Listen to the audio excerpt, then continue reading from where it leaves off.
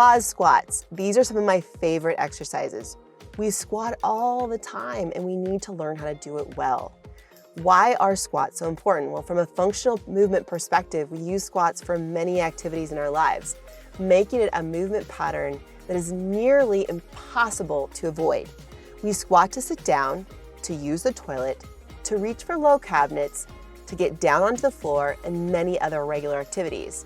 From a healthcare perspective, knees need movement to lubricate the joint surfaces, and our muscles need adequate challenges to become strong enough to support all of the impact that we ask them to handle on a daily basis.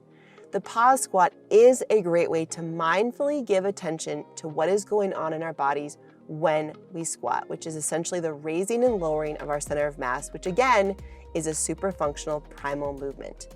From the pause, we can feel the balance of the strength, tightness, or stiffness from one side to the other, and we can connect with all of those muscles that are supporting our knees.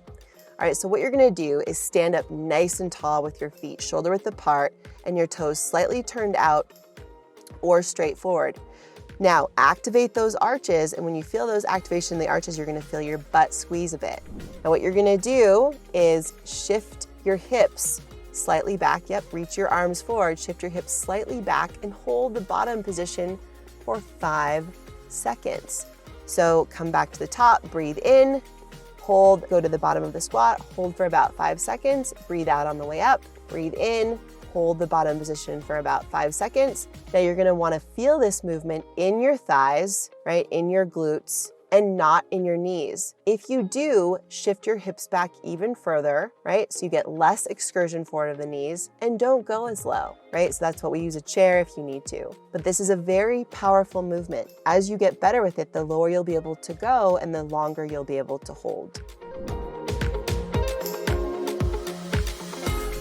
For adaptations wise, if you're in a wheelchair, the raising and lowering your center of mass is the goal here. So your job is to do it with a dip position, right? So you use your hands on the sides of your wheelchair bars or armrests and lift your body up, breathe out as you come down, breathe in, lift your body up, breathe out as you come down. The goal is like if you were using your legs, we load our hips first. If you're in a wheelchair and you cannot use your legs, really work to load those shoulders first. Okay, because your arms are your legs. So the dip is your squat. If you have a lower extremity limitation of any sort, there really is not much of a difference, although you may want to have a box or a chair behind you to sit on, and you may have to shift your weight away from the prosthetic a little bit, but do your best to press through the prosthetic or orthotic or limited side. Upper extremity, no change here.